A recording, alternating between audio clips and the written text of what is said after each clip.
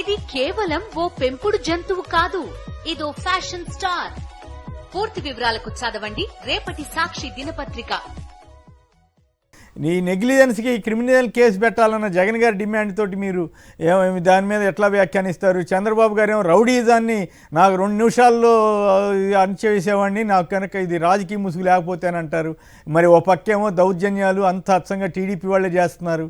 మరి మోడీ గారిని తిట్టి పోగినట్టుగానే ఉన్నాయా ఈ మాటలు, లేదా వాస్తవానికి దగ్గరగా ఉన్నాయా? సుహాసిని గారు. శ్రీనివాసరావు గారు నమస్కారం అండి. మీకు తిలక్ గారికి, రాజశేఖర్ గారికి, సాక్షి ప్రేక్షకులందరికీ. ఇది ఒకటి ఏంటంటే, ఏదైనా ఇబ్బంది వస్తే కోర్టు ద్వారా తేల్చుకోవడం అన్నది ప్రతి మనిషికి ఉన్న హక్కు అది. సో కేసు ఆ విధంగా నిజంగా అంత పద్ధతిగా కనుక వెళ్ళుంటే పరిస్థితులు మనకి ఎన్నో విధాలుగా డిఫరెంట్ గా ఉండేది. గతంలో విపత్తు విషయానికి వస్తే, విపత్తు గతంలో హుద్హుద్ ఉత్తరాంధ్రని అతలాకుతలం చేసినప్పుడు ఇదే ఎన్డీఏ కూటమి చాలా సమర్థవంతంగా, చాలా త్వరితగతిన దాన్ని నుంచి బయటకు వచ్చేలాగా చర్యలు చేపట్టడం జరిగింది.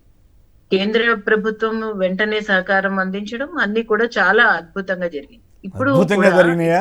అట్లా కాదు సుహాసిని గారు, మీరు తప్పదు అట్లా చెప్పాల్సిందే. అప్పుడు మొదట 60,000 కోట్ల నష్టం అన్నారు, అవునా? ఆ తర్వాత 20,000 కోట్ల నష్టం అన్నారు, ఆ తర్వాత 14,000 కోట్ల నష్టం అన్నారు. మోడీ గారు ముందు 1000 కోట్లు అనౌన్స్ చేశారు, అది తక్షణ సాయం అని. ఆయన వచ్చి చూసిన తర్వాత ఇక్కడంతా చెట్లుకో విరిగిపోవడం, రేకులు ఎగిరిపోవడం తప్పితే ఇంత ఘోరంగా ఇంత దారుణంగా ఇట్లాంటి అబద్ధాలు ఎందుకు చెప్పారని చెప్పి చివరికి 600 కోట్లు ఇచ్చారు. మీరేమో అద్భుతం అని అంటున్నారు. కానివ్వండి. నేనన్నది హుద్హుద్ అంత అతలాకుతలం అయిపోయిన జిల్లా మళ్ళీ వెంటనే కోలుకోవడానికి తగిన కార్యకలాపాలు చేపట్టడం అన్నది ఖచ్చితంగా రాష్ట్ర ప్రభుత్వం, అప్పుడున్న కూటమి యొక్క అంటే రాత్రి పగళ్ళు అటువంటి ఒక చర్యలు తీసుకుంది కాబట్టి అంత వెంటనే అది సాధారణంగా అటువంటి ఒక పరిస్థితి నుంచి మామూలు స్థితికి రావడం అన్నది కష్టం. అది ఖచ్చితంగా మనం ఒప్పుకోవాలి. ఎందుకంటే అప్పుడు ఆ బస్ లోనే ఉండి పూర్తిగా అధికార యంత్రాంగం అంతా కూడా 5 కోట్ల బస్సులో ఉంది. కాదు 5 కోట్ల రూపాయల అత్యంత విలాసవంతమైన బస్సులో ఉంటే బస్సులో ఉన్నట్టు అనమాట. ఏమి విశాఖపట్నంలో హోటళ్ళు లేవా, గెస్ట్ హౌస్లు లేవా? అంత దౌర్భాగ్య పరిస్థితిని విశాఖపట్నం ఉంచారు అక్కడ. మీరు అటువంటి వాటిని కూడా మీలాంటి విజ్ఞత కలిగిన వాళ్ళు కూడా సుహాసిని గారు, మీలాంటి విజ్ఞత కలిగిన వాళ్ళు కూడా సమర్థిస్తే అంత సముచితంగా ఉండదు. తెలుగుదేశం వాళ్ళు భజన చేసుకున్నారంటే పర్వాలా, మీరు కూడా బస్సు ప్రస్తావన తెచ్చి మీరే విమర్శించారు గతంలో. ఏంది బస్సు గోలైంది, ఇదేంది అసలు అక్కడ మామూలుగా విశాఖపట్నం అంత అధ్వానంగా. మీరంటే మీరని కాదు, మీ బీజేపీ వాళ్ళే, మీరంటే వ్యక్తిగతంగా మీరు కాదు. ప్రతిదానికి ప్రతి విషయాన్ని మనము చూసే దృక్పథంలో ఉంటుంది. సహాయ సహకారాలు అందించడానికి అక్కడ యంత్రాంగం ఎంత వెంటనే యాక్ట్ చేసింది అనే దాన్ని బట్టి మనం ఏది మాట్లాడాలి, ఎంతవరకు సహాయ సహకారం వెంటనే.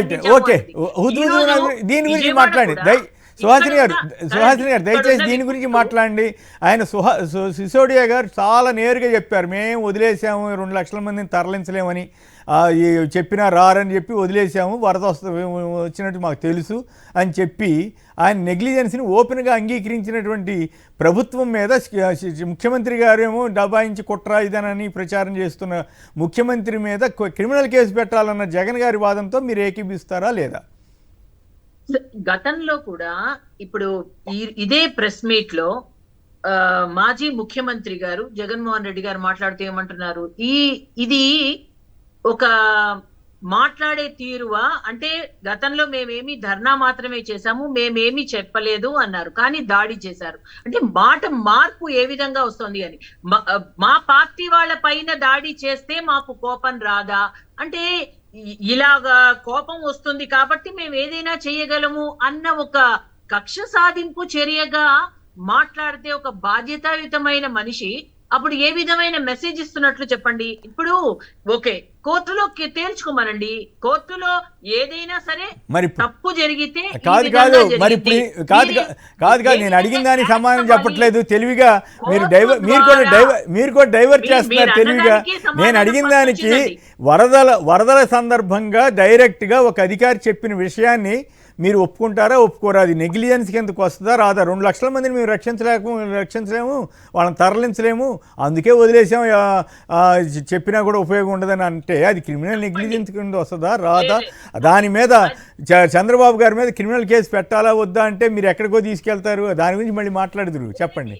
కాదు శ్రీనివాస్ గారు, ఒక విషయం, 2 లక్షల మందిని ఒక ఫోన్ కాల్, ఖచ్చితంగా ఫోన్ కాల్ ని డెఫినెట్లీ సీరియస్ గా తీసుకుంటారండి. అది మనము వాటల్ని వక్రీకరించడం అన్నది కరెక్ట్ కాదు. అక్కడ అధికారి ఏమని చెప్పాడు మీకు మాట్లాడినప్పుడు, మేము ఇన్ఫర్మేషన్ పాస్ చేశామన్నారు.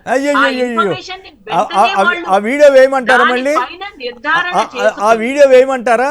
ఒక్క నిమిషం, ఆ సిసోడియా గారి వీడియో ఉంటే దయచేసి వేయండి. నిర్ధారణ మీరు, నేను చూశాను, అది నిర్ధారణ చేసుకుని వెంటనే దానిపైన ఎక్కడా మనం చూస్తే కనీ విని ఎరుగని రీతిలో గత 70-80 సంవత్సరాల నుంచి ఎప్పుడూ ఎటువంటి విపత్తు రాలేదు.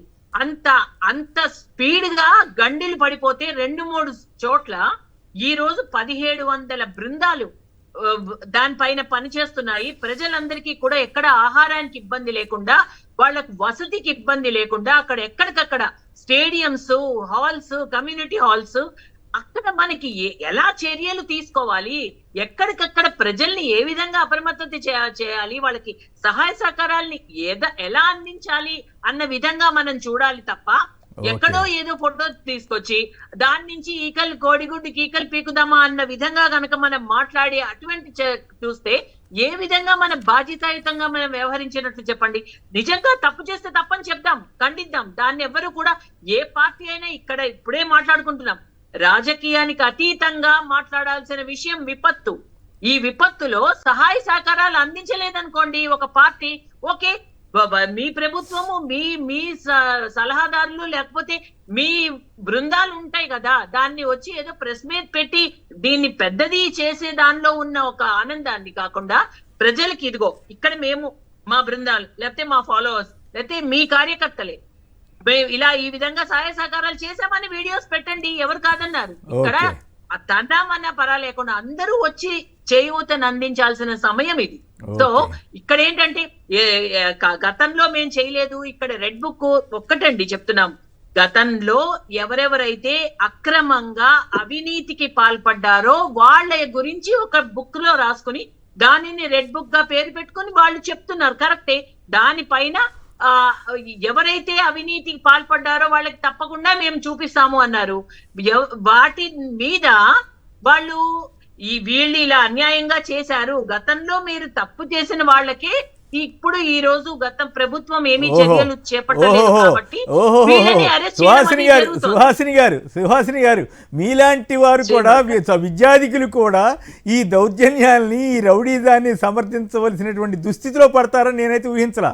వాస్తవానికి తగ్గట్టు మాట్లాడతారనుకున్నాను కానీ, వాస్తవాలు తగ్గట్టు పెద్దరికంగా మాట్లాడతారనుకున్నా కానీ మీరు కూడా చేసిన దాడులు ఎలా మర్చిపోతారు? మరి మీరే చెప్పారు కదా, దాడిని ఎవరైనా ఖండించాలి. మరి ముందు ఆ మాట చెప్పాలి కదా మీరు. గతంలో మేము కరెక్ట్ గానే ఉన్నాము, మేము ధర్నాకి మాత్రమే వెళ్ళాము అని అన్నారు. మరి అదే జోగి రమేష్ గారు, మీ నాన్ననే పరిగెత్తించాను నువ్వెంత అని అన్నారు. ఓపెన్ గా మీరు ప్రెస్ మీట్స్ లో ఒప్పుకున్నారు. వైసీపీ అధికారులు, రాజకీయ నేతలు ఏదైతే తప్పు చేశారో, అవును మేము చేశాం, నీకు దమ్మున్న చోటు చెప్పుకో, లేకపోతే నువ్వు రా అని ఓపెన్ గా ఛాలెంజ్ చేసిన ఇదే వైసీపీ నాయకులు ఈ రోజు చాలా మేము కరెక్ట్ గా ఉన్నాము, రాయి కూడా వేయలేదు అంటే ఎలాగండి? కరెక్టా? ఓకే ఆయన వైసీపీ అధికార ప్రతినిధి సమానం చెబుతారు. మొత్తం మీద నాకు అర్థమైంది ఏంటంటే మీ స్వరంలో ఎంత మార్పు వచ్చిందండి. అధికారంలోకి ఆయన మోడీ గారిని బండబూలు తిట్టాడు, మళ్ళీ బ్రహ్మాండంగా పొగిడాడు.